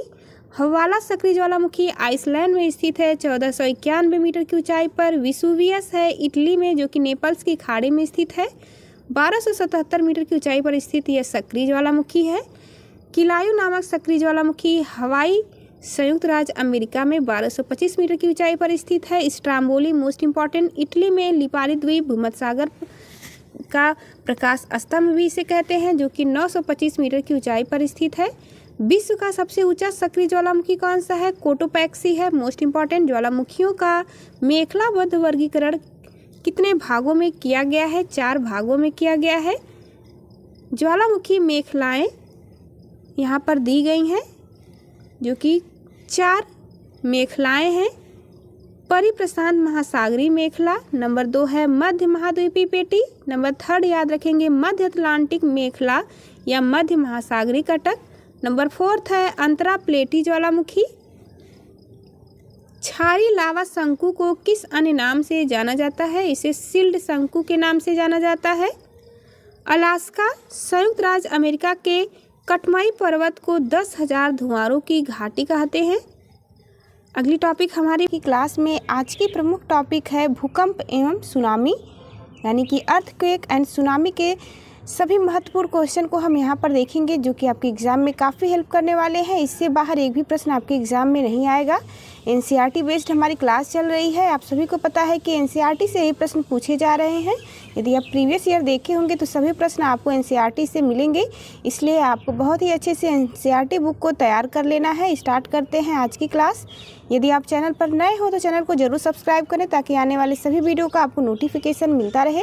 एंड सभी प्रीवियस वीडियो का प्लेलिस्ट बना दिया गया है, यदि आप नहीं देखे हैं तो बारी बारी से सभी सब्जेक्ट के वीडियो को देख सकते हैं। भूकंप के प्रमुख कारण क्या होते हैं? कारण से क्वेश्चन पूछे जाते हैं तो भूकंप आने के प्रमुख कारण होते हैं ज्वालामुखी की क्रिया, जिसे कि वोल्केनिक एक्टिविटी कहा जाता है। भ्रंश एवं संपीड़न की क्रिया भी इसका प्रमुख कारण है। समस्थितिक समायोजन या फिर भू संतुलन भी इसका प्रमुख कारण है। इन कारणों को आपको याद रखना है। प्रत्यास्थ पुनश्चलन क्रिया के द्वारा भी भूकंप आता है। प्लेट विवर्तन की क्रिया के द्वारा भी भूकंप आता है। अगला पॉइंट हम देखेंगे, पृथ्वी के आंतरिक भाग में भूकंपी तरंगों का संचरण किस प्रकार से होता है, इस डायग्राम में दिखाया गया है। आइए देखते हैं बारी बारी से सभी प्रश्नों को। भूकंपी तरंगे कितने प्रकार की होती हैं, एग्जाम में बार बार पूछा जाता है। तो भूकंपी तरंगे 3 प्रकार की होती हैं, पी तरंगे, यस तरंगे एंड यल तरंगे। प्राथमिक एवं लंबवत तरंगे किसे कहते हैं, तो प्राथमिक एवं लंबवत तरंगे पी तरंगों को कहा जाता है। मोस्ट इम्पॉर्टेंट है पी तरंगे। यस तरंगे किस अन्य नाम से जानी जाती हैं, तो यस तरंग को अनुप्रस्थ तथा गौड़ तरंग के नाम से जाना जाता है। यल तरंग के बारे में देखते हैं। यल तरंगे धरातली तरंगे भी इसे कहा जाता है। यल तरंगों की गति सबसे कम किंतु तीव्रता सर्वाधिक होती है, जबकि पी तरंगों की गति सर्वाधिक होती है तथा तीव्रता सबसे कम होती है। इन तरंगों की क्वालिटी भी आपको याद रखनी है।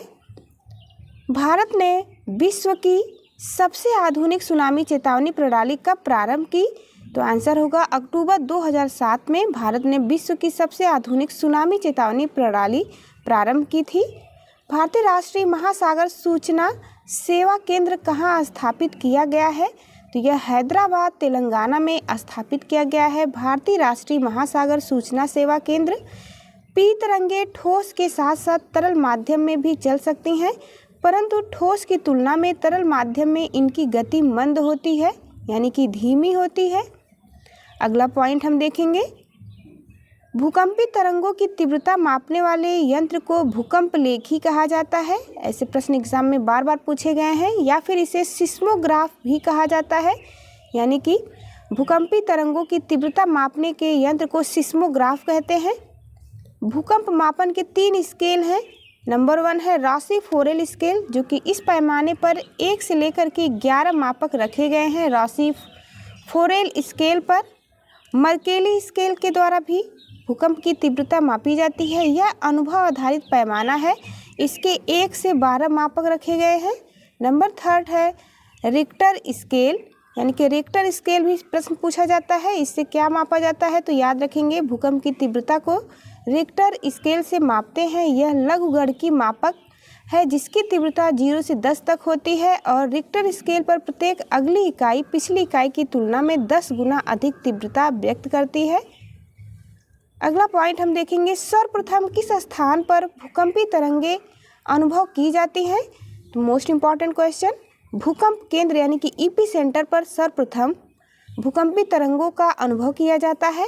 ईपी सेंटर पर किस स्थान को विश्व की भूकंप राजधानी कहा जाता है, तो the earthquake capital of the world कहा जाता है पार्कफील्ड कैलिफोर्निया को। भूकंप के प्रकार देखेंगे, प्लेट विवर्तनिकी के अनुसार भूकंप के प्रकार यहाँ पर दिए गए हैं। छिछले केंद्र वाले भूकंप, जो कि इनकी गहराई होती है 0 से 35 किलोमीटर की। मध्यम केंद्र वाले भूकंप की गहराई 35 से 75/100 किलोमीटर एंड गहन केंद्र वाले भूकंप की गहराई बताई गई है 100 से 350 किलोमीटर की एंड पताली केंद्र वाले भूकंप की गहराई 350 से 700 किलोमीटर बताई गई है। अगला पॉइंट हम देखेंगे, भूकंप अधिकेंद्र जिसे कि ईपी सेंटर कहा जाता है। भूकंप अधिकेंद्र से 150 डिग्री और 145 डिग्री के मध्य का क्षेत्र क्या कहलाता है, इसे भूकंपी छाया क्षेत्र कहते हैं। अगला पॉइंट हम देखेंगे, विश्व का सबसे विस्तृत भूकंप क्षेत्र कौन सा है, तो विश्व का सबसे विस्तृत भूकंप क्षेत्र प्रशांत महासागरीय तटीय पेटी है। किस स्थान को विश्व की भूकंप राजधानी कहा जाता है, प्रशांत महासागरीय तटीय पेटी को विश्व की भूकंप राजधानी कहते हैं। प्लेट विवर्तन की क्रिया के कारण भारतीय उपमहाद्वीप का कौन सा प्रदेश भूकंप ग्रहणशील है, आंसर होगा उत्तर पश्चिमी प्रदेश। अगला टॉपिक हमारा महाद्वीप को बहुत ही अच्छे से ध्यान से आपको कंप्लीट करना है इस टॉपिक को। इससे प्रश्न एग्जाम में बार बार पूछे जाते हैं। आप सभी को पता है कि विश्व में 7 महाद्वीप स्थित हैं, जो कि डायग्राम के माध्यम से आपको यहाँ पर दिखाया गया है। उत्तरी अमेरिका, दक्षिणी America, Africa, Europe, Asia, Australia, Antarctica याद रखेंगे। क्षेत्रफल की दृष्टि से महाद्वीपों का अवरोही अनुक्रम दिया गया है, बारी बारी से हम सभी को देखेंगे। क्षेत्रफल की दृष्टि से सबसे बड़ा है एशिया, फिर अफ्रीका, उत्तरी अमेरिका, दक्षिणी अमेरिका, अंटार्कटिका, यूरोप एंड सबसे छोटा है ऑस्ट्रेलिया।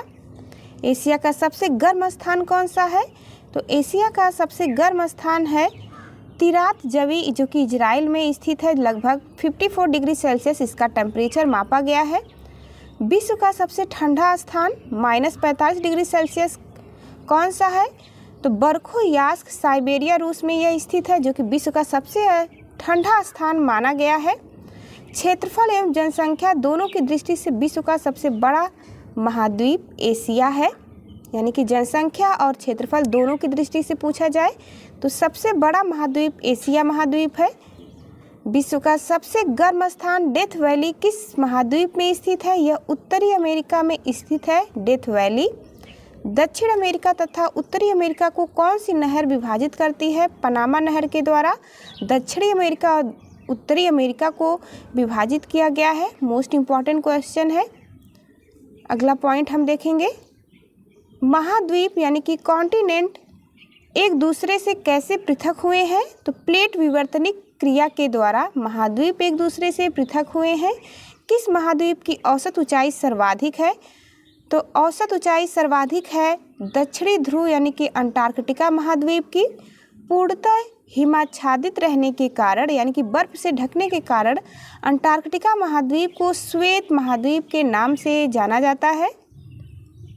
प्रायद्वीपियों का प्रायद्वीप एवं यूरेशिया का प्रायद्वीप किस महाद्वीप को कहा जाता है? यूरोप को कहा जाता है प्रायद्वीपियों का प्रायद्वीप एवं यूरेशिया का प्रायद्वीप। उत्तरी गोलार्ध का सबसे छोटा महाद्वीप कौन सा है? उत्तरी गोलार्ध का सबसे छोटा महाद्वीप याद रखेंगे यूरोप है। अफ्रीका महाद्वीप से होकर विषुवत, कर्क और मकर रेखाएं, तीनों रेखाएं गुजरती है। मोस्ट इंपॉर्टेंट लगाएंगे इस पॉइंट पर। बार बार प्रश्न पूछा जाता है कि किस महाद्वीप से तीनों रेखाएं गुजरती हैं? तो अफ्रीका महाद्वीप से। प्रति व्यक्ति भूमि उपलब्धता किस महाद्वीप में सर्वाधिक है? तो प्रति व्यक्ति भूमि की उपलब्धता सबसे अधिक है ऑस्ट्रेलिया महाद्वीप में। ऑस्ट्रेलिया, न्यूजीलैंड, मेलानेशिया, माइक्रोनेशिया और पॉलिनेशिया द्वीपों को संयुक्त रूप से ओसेनिया कहा जाता है। इंपॉर्टेंट पॉइंट है। अगली टॉपिक हमारी होगी पर्वत श्रेणियाँ, जो कि मोस्ट इंपॉर्टेंट है। माउंटेन रेंज से क्वेश्चन बार बार पूछे गए हैं क्लास को। यदि आप चैनल पर नए हो तो चैनल को जरूर सब्सक्राइब करें ताकि आने वाली सभी वीडियो का आपको नोटिफिकेशन मिलता रहे। वलन यानी फोल्ड क्रिया किस कारण होती है? मोस्ट इंपॉर्टेंट क्वेश्चन है। पर्वत निर्माणकारी बल के कारण होती है वलन की क्रिया। विश्व की सर्वाधिक लंबी पर्वत श्रृंखला कौन सी है? एंडीज विश्व की सर्वाधिक लंबी पर्वत श्रृंखला है। एंडीज पर्वत श्रेणी किस महाद्वीप में स्थित है? याद रखेंगे यह दक्षिणी अमेरिका में स्थित है एंडीज पर्वत। विश्व के सर्वाधिक ऊंचे 8 पर्वतों के नाम यहाँ पर दिए गए हैं, जो कि एग्जाम में बार बार इससे प्रश्न बनते हैं। नंबर 1 है माउंट एवरेस्ट, जिसकी ऊंचाई मीटर में है 8848 मीटर, जो स्थित है नेपाल तिब्बत सीमा पर। नेपाल में इसे सागर माथा के नाम से भी जाना जाता है। नंबर 2 याद रखेंगे केटू यानी कि गाडविन आश्रम भी इसे कहा जाता है, जिसकी ऊंचाई मीटर में याद रखेंगे 8611 मीटर है। यह भारत में पाक अधिकृत लद्दाख में स्थित है। कंचनजंगा जो कि तीसरे क्रम पे है, 8586 मीटर इसकी ऊंचाई है। भारत नेपाल सीमा पर स्थित है कंचनजंगा। लाओत्से यह 8516 मीटर की ऊंचाई पर स्थित है नेपाल तिब्बत सीमा पर। मकालू पर्वत श्रेणी यह 8462 मीटर की ऊंचाई पर स्थित है नेपाल तिब्बत सीमा पर। चोयू यह 8201 मीटर की ऊंचाई पर नेपाल तिब्बत सीमा पर स्थित है। धौलागिरी 8167 मीटर की ऊंचाई पर नेपाल में स्थित है। मनासलू है 8156 मीटर की ऊंचाई पर नेपाल में स्थित। अगला पॉइंट हम देखेंगे दक्षिणी आल्प्स, जिसे कि साउथर्न आल्प्स कहा जाता है। पर्वतमालाएं किस देश में स्थित है? यह न्यूजीलैंड में स्थित है दक्षिणी आल्प्स। विश्व की अधिकांश ऊंची चोटियां नवीन मोड़दार पर्वतों में है। व्हाइट माउंटेन किस देश में स्थित है? संयुक्त राज्य अमेरिका में व्हाइट माउंटेन स्थित है। एग्जाम में बार बार पूछा जाता है। यदि आप डिटेल एनसीईआरटी बुक नहीं पढ़ पाते हैं तो ये आपके लिए one of the best book है एनसीईआरटी की, जिसमें कि डिटेल एनसीईआरटी के सभी मेन इंपॉर्टेंट पॉइंट को एक साथ यहाँ पर दिया गया है। भारत और म्यांमार के मध्य कौन सा पर्वत सीमा निर्धारित करता है? तो भारत और म्यांमार के मध्य बर्मीज एवं अराकानियोमा पर्वत स्थित है। यह भारत और म्यांमार के मध्य की सीमा को निर्धारित भी करता है। हिमालय का विस्तार अराकानियोमा पर्वत का किस देश में स्थित है? आंसर याद रखेंगे, म्यांमार में। बार बार इससे प्रश्न एग्जाम में पूछे गए हैं। सभी महाद्वीपों के सर्वोच्च शिखर एक साथ आपको यहाँ पर मिल जाएंगे, जो कि एग्जाम में बार बार इससे प्रश्न बनते हैं। एक भी पॉइंट को आपको मिस नहीं करना है, क्योंकि एग्जाम में सभी से प्रश्न पूछे गए हैं। एशिया महाद्वीप की सबसे सर्वोच्च शिखर है माउंट एवरेस्ट। अफ्रीका की सबसे सर्वोच्च शिखर है किलिमंजारो। यूरोप का है माउंट एल्ब्रूस। उत्तरी अमेरिका का याद रखेंगे माउंट डेनाली है। दक्षिणी अमेरिका का यदि पूछा जाए तो माउंट एकांकगुआ है। ऑस्ट्रेलिया का पूछा जाए तो माउंट कोस्सियुस्को है। एंड अंटार्कटिका का याद रखेंगे विंसन मैसिफ है। अगला क्वेश्चन हम देखेंगे, most important point, mount Titlis कहाँ स्थित है? तो माउंट टिटलिस यह स्विट्जरलैंड में स्थित है। बार बार एग्जाम में आया हुआ प्रश्न। स्पेन व फ्रांस के मध्य कौन सा पर्वत सीमा रेखा बनाता है? तो पिरेनीज याद रखेंगे। स्पेन व फ्रांस के मध्य यह पर्वत सीमा रेखा बनाता है, इसका नाम है पिरेनीज। संयुक्त राज्य अमेरिका के 3 प्रमुख गुंबदाकार पर्वत कौन से हैं? हेनरी पर्वत, ब्लैक हिल्स एवं एडिरानडेक पर्वत है। विश्व की प्रमुख पर्वत श्रेणियाँ, पर्वत श्रेणी, उसकी स्थिति और उसकी सर्वोच्च शिखर यहाँ पर दिया गया है, जो कि एग्जाम की दृष्टि से मोस्ट इम्पॉर्टेंट लगाएंगे और एक एक पॉइंट को बहुत ही अच्छे से ध्यान से देखेंगे। कॉर्डिलेरा डी लॉस एंडीज पर्वत श्रेणी जो कि स्थित है पश्चिमी दक्षिणी अमेरिका में, जिसकी सर्वोच्च शिखर एकांकगुआ है। रॉकी पर्वत श्रेणी जो कि स्थित है पश्चिमी उत्तर अमेरिका में, एंड इसकी सर्वोच्च शिखर पूछा जाए तो याद रखेंगे माउंट एल्बर्ट है रॉकी पर्वत की। हिमालय कराकोरम हिंदकुश यह स्थित है दक्षिण मध्य एशिया में, जिसकी सर्वोच्च शिखर माउंट एवरेस्ट है। ग्रेट डिवाइडिंग रेंज श्रेणी यह स्थित है पूर्वी ऑस्ट्रेलिया में। बार बार एग्जाम में प्रश्न आया हुआ है। जिसके सर्वोच्च शिखर पूछा जाए तो कोस्सियुस्को याद रखेंगे। ट्रांस अंटार्कटिका पर्वत जो कि स्थित है अंटार्कटिका में, इसकी सर्वोच्च शिखर है माउंट विंसन मैसिफ। तिएन शान श्रेणी स्थित है दक्षिण मध्य एशिया में। पीक पोवेडा इसकी सर्वोच्च शिखर है। अल्ताई माउंटेन श्रेणी यह मध्य एशिया में स्थित है, सर्वोच्च शिखर इसका गोरा वेलुखा है। यूराल पर्वत श्रेणी मध्य रूस में स्थित है, इसका सर्वोच्च शिखर गोरा नेरोडनाया है। कमचटका श्रेणी यह स्थित है पूर्वी रूस में, इसका सर्वोच्च शिखर है क्ल्यूचेव्स्काया सोपका। एटलस पर्वत श्रेणी यह स्थित है उत्तर पश्चिम अफ्रीका में। जेवेल टॉम्बकाल इसकी सर्वोच्च शिखर है। बरखोयानास्क पर्वत श्रेणी यह पूर्वी रूस में स्थित है। गोरा मास्खाया इसकी सर्वोच्च शिखर है।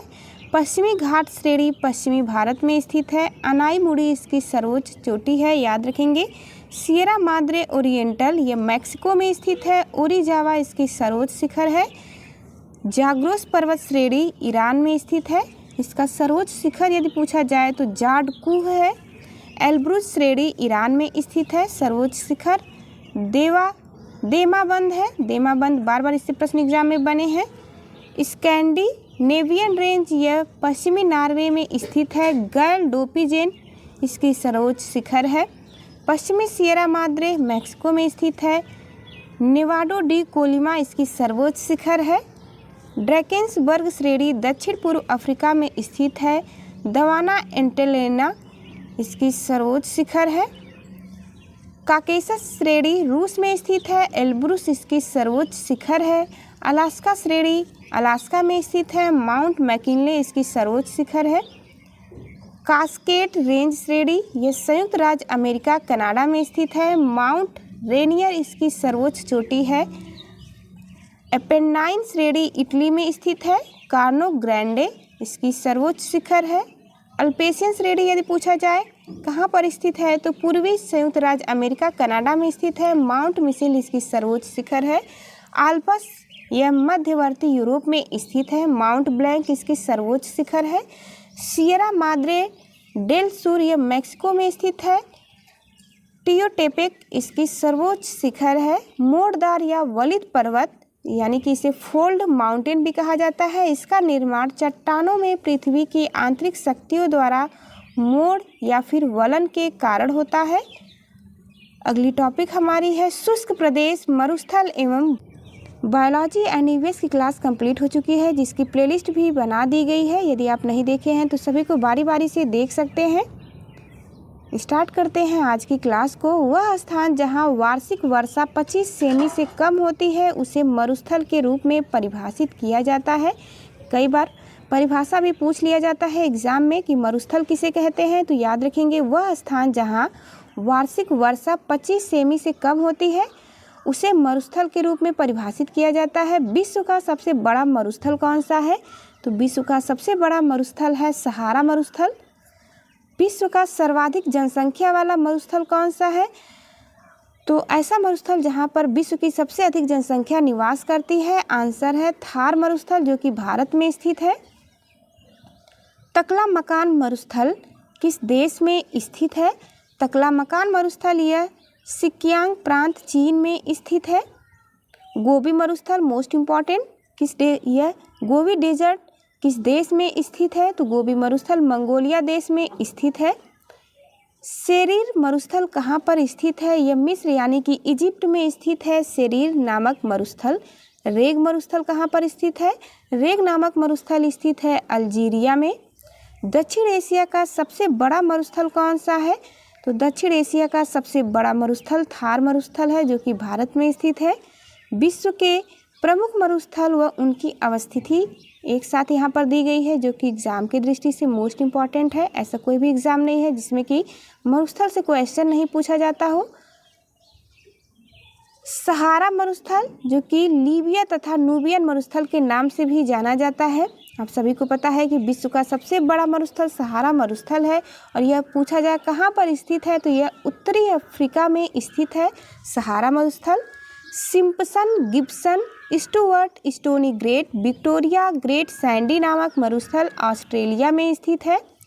अगला है नाफूद हमद रब अल खाली नामक मरुस्थल, स्टार लगाएंगे इस पॉइंट पर, सऊदी अरब में स्थित है नाफूद हमद रब अल खाली मोस्ट इम्पॉर्टेंट। कालाहारी मरुस्थल कहाँ पर है, बोत्सवाना लैंड अफ्रीका में स्थित है कालाहारी नामक मरुस्थल, बार बार एग्जाम में पूछा गया है। सोनोरन मरुस्थल कहाँ पर स्थित है, तो ये संयुक्त राज्य अमेरिका और मैक्सिको की सीमा पर स्थित है सोनोरन मरुस्थल। नामीब मरुस्थल नामीबिया में स्थित है। काराकुम मरुस्थल तुर्कमेनिस्तान में स्थित है। काराकुम नामक मरुस्थल यदि पूछा जाए थार मरुभूमि कहाँ पर स्थित है, तो थार मरुभूमि उत्तर पश्चिम भारत व पूर्वी पाकिस्तान में स्थित है थार मरुभूमि। सोमाली मरुभूमि यह सोमालिया में स्थित है। आटाकामा मरुस्थल कहाँ पर स्थित है, तो आटाकामा नामक मरुस्थल चिली में स्थित है, मोस्ट इम्पॉर्टेंट लगाएंगे। काजिलकुम मरुस्थल उज्बेकिस्तान में स्थित है। दस्त-ए-लुक मोस्ट इम्पॉर्टेंट है, पूर्वी ईरान में स्थित है जो कि एक प्रसिद्ध मरुस्थल है दस्त-ए-लुत। दस्त-ए-कबीर नामक मरुस्थल दक्षिणी ईरान में स्थित है। मोजेब या मोहावे सिएरा नेवादा यह संयुक्त राज्य अमेरिका में स्थित मरुस्थल है, इम्पॉर्टेंट है एग्जाम की दृष्टि से। सेचुरा मरुस्थल पेरू में स्थित है। पैटागोनिया नामक मरुस्थल अर्जेंटीना में स्थित है, बार बार एग्जाम में आया हुआ है। अगला प्रश्न हम देखेंगे, पृथ्वी का सबसे अधिक शुष्क क्षेत्र कौन सा है, तो पृथ्वी का सबसे अधिक शुष्क क्षेत्र आटाकामा है। सोनोरन मरुस्थल कहाँ पर स्थित है, सोनोरन मरुस्थल संयुक्त राज्य अमेरिका तथा मैक्सिको में स्थित है। पैटागोनिया मरुस्थल किस प्रकार के मरुस्थल का उदाहरण है, पैटागोनिया मरुस्थल यह शीतोष्ण कटिबंधीय मरुस्थल है जिसे कि टेम्परेट डेजर्ट भी कहा जाता है। पैटागोनिया मरुस्थल इंपॉर्टेंट लगाएंगे। नागफनी किस बायोम की प्रमुख वनस्पति है? यह मरुस्थलीय बायोम की प्रमुख वनस्पति है नागफनी, यानी कि मरुस्थलीय क्षेत्रों में सबसे अधिक पाई जाती है। घास भूमियाँ उन स्थानों पर पाई जाती हैं जहाँ इतनी अधिक वर्षा नहीं होती है कि वनों का विकास हो सके और न ही इतनी कम वर्षा होती है कि भूमि मरुस्थल हो, यानी कि मरुस्थल में परिवर्तित हो जाए। ऐसे क्षेत्र में घास भूमियाँ होती हैं।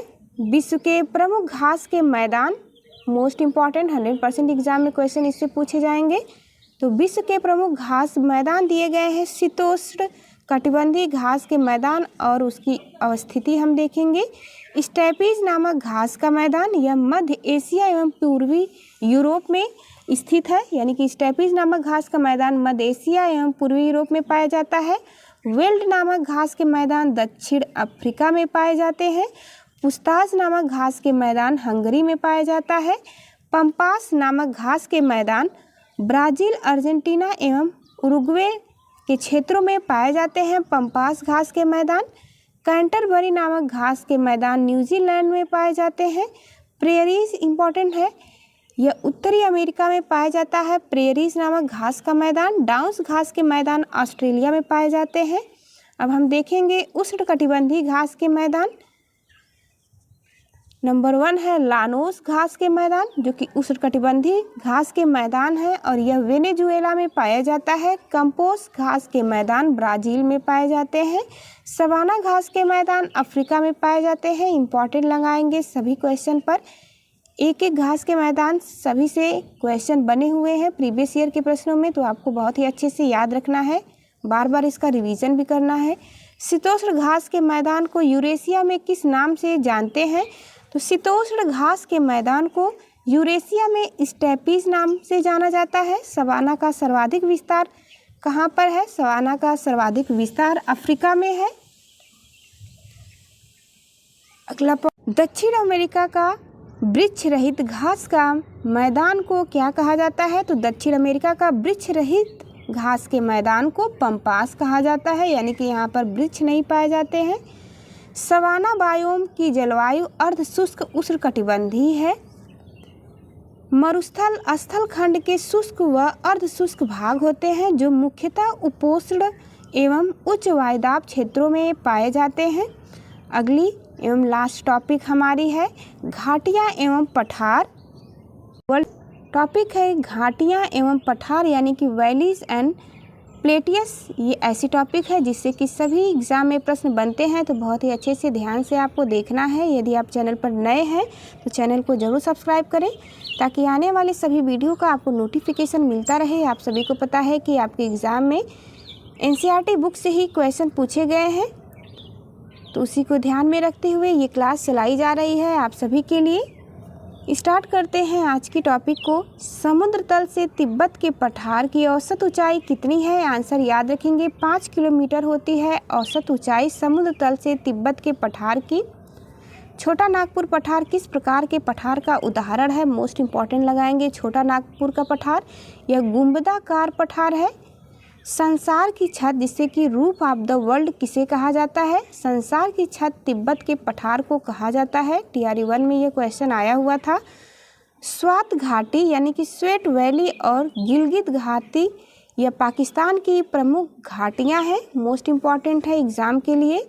ग्रेट आर्टिजन बेसिन किस देश में स्थित है? ऑस्ट्रेलिया देश में ग्रेट आर्टिजन बेसिन स्थित है। बृहत बेसिन यानी कि ग्रेट बेसिन किस देश में स्थित है? आंसर होगा USA में स्थित है ग्रेट बेसिन। विश्व के प्रमुख पठार एक साथ आपको यहाँ पर दिया गया है, जो कि याद करने में भी आपको आसानी होगी। पठार का नाम और उसकी स्थिति। पामीर या तिब्बत का पठार कहाँ पर स्थित है? तो पामीर या फिर तिब्बत का पठार यह तिब्बत चीन में स्थित है। कोलंबिया पठार कहाँ पर स्थित है? संयुक्त राज्य अमेरिका में कोलंबिया का पठार पाया जाता है। अनातोलिया का पठार यह कहाँ पर स्थित है? तो आंसर होगा तुर्की देश में स्थित है अनातोलिया का पठार। शान नामक पठार कहाँ पर स्थित है? म्यांमार बर्मा में पाया जाता है शान पठार। मध्य साइबेरिया पठार यह रूस में स्थित है, बार बार एग्जाम में प्रश्न पूछा जाता है। लीबियाई पठार कहाँ पर स्थित है? लीबिया व मिस्र देश में स्थित है। कोलोराडो नामक पठार यह संयुक्त राज्य अमेरिका में पाया जाता है। कोलोराडो नामक पठार। पीडमोंट पठार यह संयुक्त राज्य अमेरिका में स्थित है। पैटागोनिया नामक पठार अर्जेंटीना में स्थित है। गुयाना पठार यह Venezuela, Guyana, Suriname, French Guiana में स्थित है। मांटो ग्रासो पठार ब्राज़ील में स्थित है। मंगोलियाई पठार याद रखेंगे, यह मंगोलिया चीन की सीमा पर स्थित है। पोतवार पठार कहाँ पर पाया जाता है? तो यह पाकिस्तान में स्थित है, जो कि एक प्रसिद्ध पठार है। मेसेटा पठार यह आइबेरिया प्रायद्वीप में स्थित है, स्पेन में। अलास्का यूकान पठार यह संयुक्त राज्य अमेरिका में स्थित है। एशिया माइनर नामक पठार तुर्की में स्थित है। लॉरेशिया पठार यह कनाडा में स्थित है। तकला मकान पठार चीन में स्थित है। मालवा पठार भारत में पाया जाता है।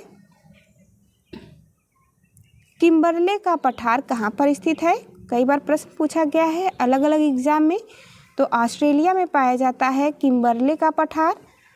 आदामावा का पठार यह नाइजीरिया में स्थित है। लोएस पठार यह चीन में पाया जाता है। अगला हम देखेंगे क्वेश्चन,